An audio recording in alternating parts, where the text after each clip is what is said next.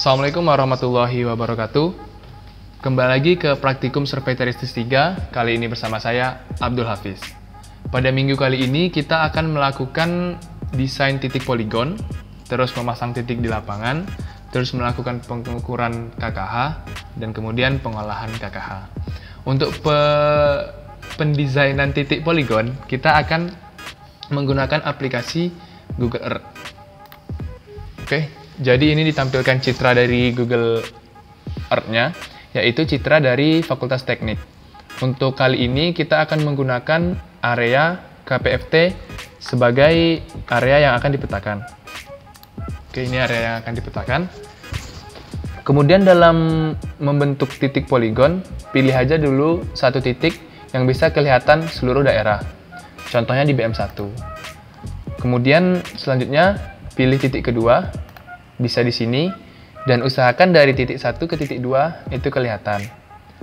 Terus selanjutnya pilih titik 3, dan 3 kedua itu kelihatan juga kalau bisa, dan 2, bukan kalau bisa, harus bisa kelihatan. Soalnya untuk memudahkan pengukuran. Terus selanjutnya gunakan titik B4, pilih titik B4, pilih sini, sampai saat ini masih kelihatan. Kemudian pilih titik BM5. Mungkin di sini bisa teman-teman lihat titik BM4, BM5, dan BM1. Di sini sudut di 5 itu 180 derajat dan titik di 5 tidak terlalu berguna karena bisa di cover oleh titik 4 dan titik 1. Jadi titik 5 dihapus saja. Nah, mungkin bisa teman-teman lihat titik 1, titik 2, titik 3, dan titik 4 itu bisa mencakup seluruh daerah yang akan dipetakan, yaitu KPFT. Mungkin untuk desain titik poligon sampai di sini saja yang di Google Earth, karena selanjutnya kita akan pergi ke lapangan untuk memasang titik. Ya, Assalamualaikum warahmatullahi wabarakatuh. Perkenalkan, nama saya Agan Aurizky dari Asisten Survei Teristis 3. Ya, pada kesempatan hari ini kita akan melakukan kegiatan pemasangan titik-titik poligon di lapangan, seperti itu. Nah, jadi titik-titik poligon itu bisa dipasang dalam banyak media, contohnya seperti tugu di bawah ini, itu bisa. Kemudian bisa juga menggunakan patok kayu, itu bisa. Atau menggunakan paku pun bisa, seperti itu. Nah, itu tentu saja penggunaannya sesuai dengan tujuan kita memetakan tuh seperti apa, seperti itu. Nah, selanjutnya apa aja sih syarat kita masang satu titik poligon di lapangan seperti itu? Ya, jadi syarat yang pertama itu adalah aman. Nah, aman dari artian apa? Adalah aman, titik kita itu aman dari gangguan, aman dari kerusakan, dan jangan sampai titik kita itu mengganggu kegiatan manusia, seperti itu. Contohnya seperti kalau misalkan kita masang titik, jangan masang di jalan. Kenapa? Karena itu nanti tentunya akan mengganggu lalu lintas, seperti itu. Kemudian pasang di tempat yang stabil, tidak mudah goyang, tidak mudah longsor. Nah, inilah agar nantinya titik kita itu aman untuk dilakukan pemetaan, agar nantinya bisa selesai pemetaannya dari awal hingga akhir, seperti itu. Kemudian syarat selanjutnya adalah titik-titik kita itu wajib saling terlihat. Kenapa? Karena instrumen yang kita gunakan adalah total station, di mana dia akan mengukur jarak dan sudut. Maka titik-titik antara titik 1 dan titik selanjutnya dan titik sebelumnya itu harus saling terlihat, agar nanti kita dapat melakukan pengukuran sudut maupun jarak, seperti itu. Dan kemudian syarat selanjutnya adalah jarak antar titik kita harus mempertimbangkan alat yang kita gunakan. Contoh, apabila kita menggunakan total station dengan jangkauan jarak yang bisa sekitar 100 meter atau 200 meter, maka kita juga harus mendesain titik-titik itu yang memiliki jarak sedemikian juga. Jangan sampai nanti titiknya terlalu jauh ataupun malah terlalu dekat, seperti itu. Jadi usahakan disesuaikan dengan alat yang kita gunakan, seperti itu. Baik, kemudian syarat yang terakhir adalah karena titik-titik poligon kita ini akan dijadikan sebagai kerangka pemetaan, maka sebaiknya titik-titik kita dapat mencakup semua area yang akan dipetakan. Mencakup seperti apa? Jadi mencakup harapannya dapat menembak semua detail yang ada di lapangan, seperti itu. Contohnya seperti titik yang ada di depan saya ini dapat menembak bangunan geodesi misalkan, kemudian dapat menembak pagar, kemudian dapat juga menembak selokan yang ada di depan saya, seperti itu. Nah, jadi usahakan semua titik-titik yang akan ditembak itu bisa dijangkau oleh titik poligon yang kita pasang sebelumnya, gitu. Agar nantinya peta yang kita hasilkan adalah peta yang lengkap, komplit, jangan sampai ada yang kurang, seperti itu.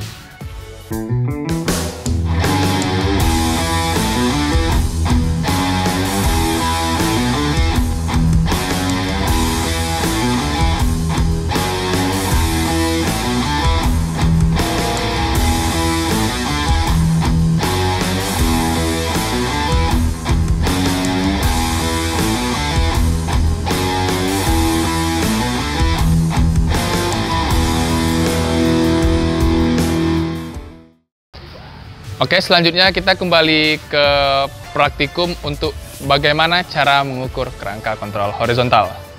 Jadi biasanya untuk mengukur kerangka kontrol horizontal diperlukan minimal 2 orang. Pertama sebagai surveyor, yaitu saya, dan kemudian ada teman saya yaitu Agan Auriski sebagai asisten surveyor. Jadi tugasnya Agan untuk menulis apa yang akan saya tembak. Yaitu sudut horizontal, sudut vertikal, dan ketinggian alat. Oke, ketika alatnya sudah selesai berdiri, sudah selesai centering, dan titik poligonnya sudah diberdiriin dengan prisma, maka kita bisa melakukan pengukuran kerangka kontrol horizontal. Saat ini kita akan mendirikan prismanya di titik 1, di sebelah kiri saya, kemudian titik berdiri alat di titik 2, dan kemudian titik poligon ketiga di sebelah sana. Jadi sudut dan jarak yang akan kita ukur adalah sudut 1, 2, 3. Bentuknya seperti ini. Oke. Selanjutnya kita akan melakukan pengukuran. Pertama, kita harus memulai dari kiri terlebih dahulu, kemudian ke kanan. Kenapa seperti itu? Karena piringan horizontal di bawah TS, yaitu dia mengarah searah dengan jarum jam. Paham ya? Oke, langsung kita mengukur.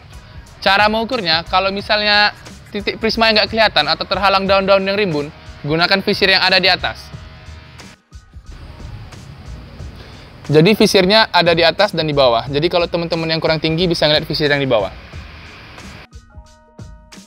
Oke, kemudian TS-nya diarahin ke prisma. Di prisma standar kan sudah ada seperti benang silang dan X. Maka benang silang di TS dipaskan di dengan yang di prisma. Oke. Kalau misalnya masih belum pas, kita masih punya penggerak halus vertikal dan penggerak halus horizontal yang menggerakkan TS secara perlahan secara vertikal dan horizontal.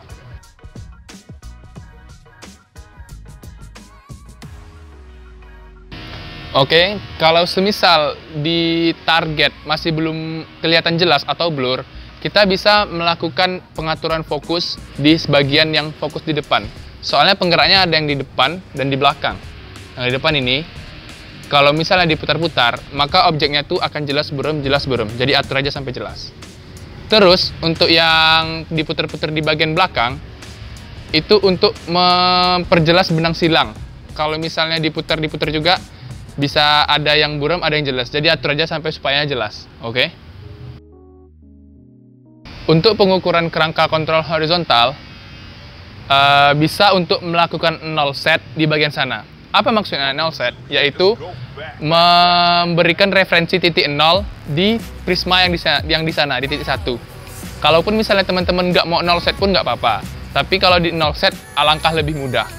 Jadi untuk pengukuran pertama, kita akan melakukan null set terlebih dahulu. Dan kemudian yes. Maka angle horizontal yang ada di sana akan 0. Ini lihat. Dan ini vertikal, yaitu ketinggian vertikal, sudut vertikalnya sebesar 90 derajat dari zenit. Selanjutnya kita akan mengukur jarak di titik 1. Untuk melakukan pengukuran jarak, kita bisa menekan tombol 1, dan di atasnya itu ada tulisan kayak segitiga gitu, simbol segitiga, maka tekan ya. Kalau masih bersuara, tekan merah saja. Nah, dah. Dan kemudian di sini akan terlihat HR-nya berapa. HR itu adalah sudut horizontal. Kenapa tidak 0? Karena bisa jadi terjadi goncangan di sekitar sini, di sekitar TS ataupun di sekitar prisma. Ingat, alat TS ini sensitif. Kemudian ada HD. HD ini yaitu horizontal distance, yaitu jarak antara titik 2 ke titik 1 sebesar 14 meter. Kemudian VD yaitu vertical distance antara TS dengan prisma. Kemudian ada display lainnya, yaitu kita harus klik satu lagi. Satu ya ini ya maksudnya. Ini VR, yaitu vertikal, sudut vertikal dari zenit sebesar 90 derajat. HR sama seperti tadi. Dan SD yaitu slope distance, yaitu jarak miring. Jadi kalau misalnya mengukur poligonnya miring, maka akan kelihatannya beda antara SD dengan HD. Oke, ini untuk titik 1 biasa. HR-nya 359, 5958. HD-nya 14.586. Masih dalam kondisi biasa, kita arahkan TS-nya ke titik 3 yang di sebelah sana.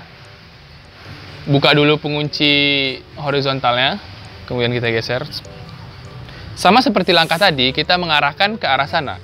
Dan jika masih belum fokus, gunakan lensa okuler. Dan jika masih belum bisa tepat sasaran, gunakan penggerak arus horizontal dan vertikal.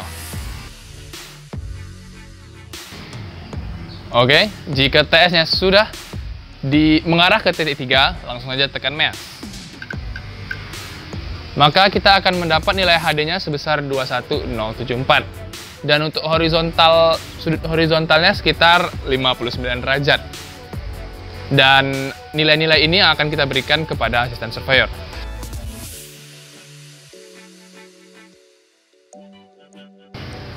Pada kali ini, kita telah menyelesaikan pengukuran seri pertama biasa. Ingat, seri pertama biasa. Masih ada seri kedua dan sudut luar biasa yang harus kita ukur. Bagaimana cara mengukur sudut luar biasa? Jika tampilan TS seperti ini, maka ini disebut biasa karena penggerak vertikalnya menghadap ke kita.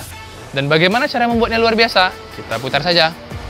Ini dilepaskan dulu penguncinya. Kemudian diarahkan ke sana. Ingat, pokoknya 0 set jangan diatur-atur saja. Untuk seri pertama, 0 setnya itu pertama aja, sekali. Jadi kalau TS posisinya seperti ini, jangan diatur-atur 0 setnya lagi. Paham ya?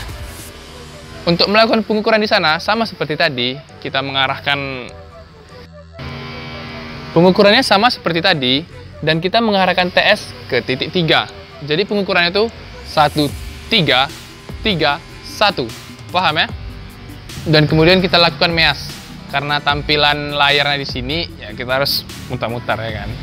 MEAS. Oke, ini dapat HD. Kalau misalnya secara teori, seharusnya nilai HD itu sama dengan pengukuran sebelumnya. Dan kemudian untuk sudut HR, itu berbeda 180 derajat, karena piringan horizontalnya kita putar sejauh 180 derajat. Kemudian, untuk penutup pengukuran seri pertama, TS kita kembalikan ke titik 1. Sama seperti tadi, arahin aja TS ke arah titik 1. Jadi setelah melakukan pengukuran seri pertama, kita mendapatkan sudut biasa dan luar biasa.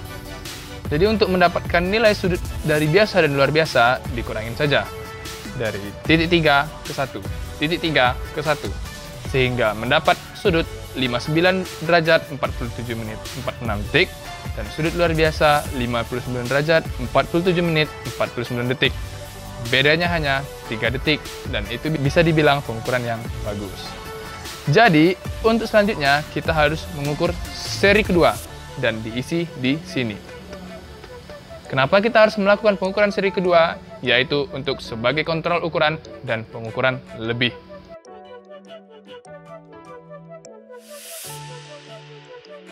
Setelah selesai melakukan pengukuran di titik 2, dan setelah selesai menuliskan nilai-nilai ukuran di form KKH, maka teman-teman bisa melakukan pengukuran di titik lainnya dengan cara yang sama seperti tadi.